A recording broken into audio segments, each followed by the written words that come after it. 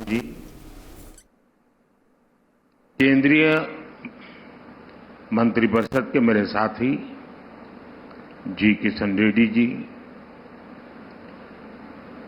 तेलंगाना सरकार के मंत्री कोंडा सुरेखा जी, के वेंकट रेड्डी जी,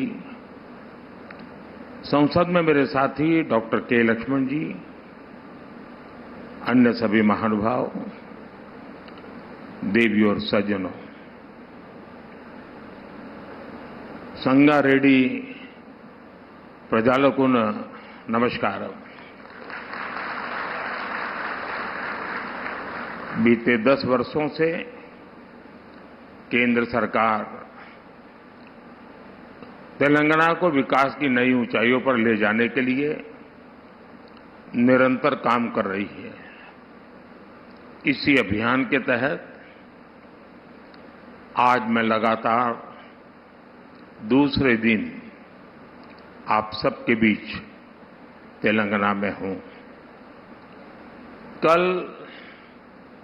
आदिलाबाद से मैंने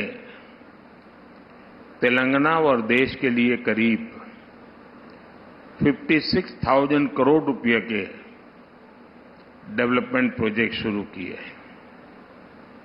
आज मुझे संगारेड्डी से करीब 7,000 करोड़ रुपए की परियोजनाओं का लोकार्पण और शिलान्यास का अवसर मिला है। इनमें हाईवेज, रेलवेज और एयरवेज से जुड़े आधुनिक इंफ्रास्ट्रक्चर के काम भी है। इनमें पेट्रोलियम से जुड़े प्रोजेक्ट भी हैं। कल भी जिन विकास कार्यों का लाभ तेलंगाना को मिला था, वो ऊर्जा और पर्यावरण से लेकर इंफ्रास्ट्रक्चर तक अलग अलग क्षेत्रों से जुड़े थे। मैं इसी भावना पर चलता हूं। राज्य के विकास से देश का विकास, यही हमारे काम करने का तरीका है। और इसी संकल्प के साथ केंद्र सरकार तेलंगाना की भी सेवा कर रही है। मैं आज इस अवसर पर आप सबको और सभी तेलंगाना वासियों को विकास के इन सारे कामों के लिए बहुत बहुत बधाई देता हूं। साथियों, आज तेलंगाना को एविएशन सेक्टर में एक बहुत बड़ा उपहार मिला है। हैदराबाद के बेगमपेट एयरपोर्ट पर सिविल एविएशन रिसर्च ऑर्गेनाइजेशन यानी कारो की स्थापना की गई है। ये अपने तरह का देश का पहला एविएशन सेंटर होगा जो ऐसे आधुनिक स्टैंडर्ड्स पर बना है। इस सेंटर से हैदराबाद और तेलंगाना को एक नई पहचान मिलेगी। इससे तेलंगाना के युवाओं के लिए एविएशन सेक्टर में नई उड़ान के रास्ते खुलेंगे। इससे देश में एविएशन स्टार्टअप्स को रिसर्च और स्किल डेवलपमेंट के लिए एक प्लेटफॉर्म मिलेगा, मजबूत धरातल मिलेगी। आज भारत में जिस तरह एविएशन सेक्टर नए रिकॉर्ड बना रहा है, जिस तरह पिछले 10 वर्षों में देश के एयरपोर्ट की संख्या 2 गुनी हुई है, जिस तरह इस सेक्टर में रोजगार के नए अवसर बन रहे हैं, इन सभी संभावनाओं के विस्तार में हैदराबाद का यह आधुनिक संस्थान अहम भूमिका निभाएगा।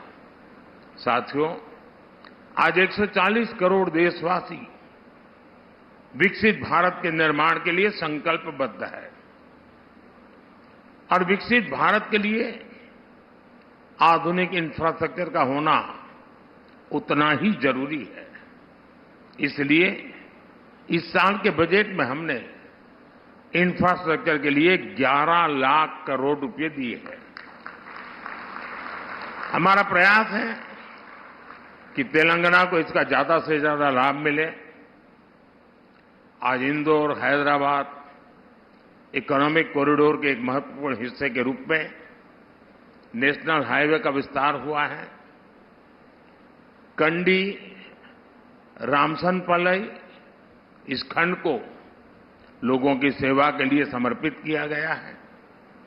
इसी तरह मरियालगुड़ा कोडाड इस खंड को भी पूरा किया गया है। इससे तेलंगाना और आंध्र प्रदेश के बीच लोगों को आने जाने की सुविधा होगी। इससे सीमेंट और कृषि से जुड़े उद्योगों को भी फायदा होगा। आज यहां संगारेड्डी से मादिनागुड़ा को जोड़ने वाले नेशनल हाईवे की भी आधारशिला रखी गई है। जब ये पूरा होगा तो तेलंगाना, कर्नाटका और महाराष्ट्र के बीच कनेक्टिविटी और बेहतर हो जाएगी। 1300 करोड़ की लागत वाले इस प्रोजेक्ट से पूरे क्षेत्र के आर्थिक विकास को गति मिलेगी। साथियों, तेलंगाना को दक्षिण भारत का गेटवे कहा जाता है।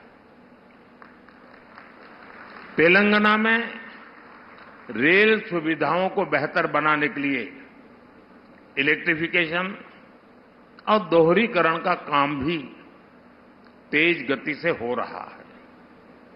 सनतनगर मौला अली रूट पर दोहरीकरण और इलेक्ट्रिफिकेशन के साथ 6 नए स्टेशन भी बनाए गए हैं। आज यहां से गढ़केसर लिंगमपल्ली के बीच एमएमटीएस ट्रेन सर्विस को भी हरी झंडी दिखाई गई है। इसके शुरू होने से अब हैदराबाद और सिकंदराबाद के कई और इलाके आपस में कनेक्ट हो जाएंगे।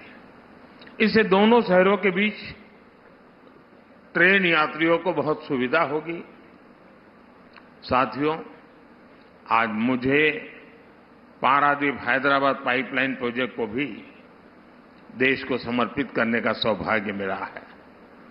इसके द्वारा कम खर्च में सुरक्षित तरीके से पेट्रोलियम उत्पादों को ले जाने की सुविधा मिलेगी। ये प्रोजेक्ट सस्टेनेबल डेवलपमेंट के हमारे संकल्प को मजबूती देगा।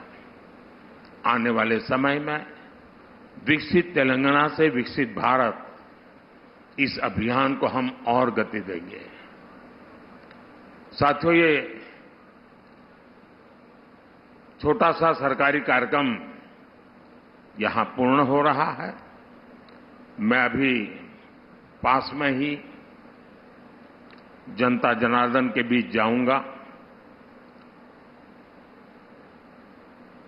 वहां भी लोग बहुत कुछ इन विषयों में सुनना चाहते हैं।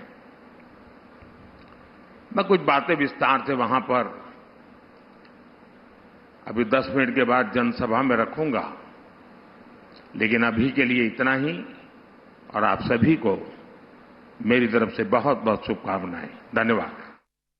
For more such videos, subscribe to the NewsX YouTube channel, hit the bell icon.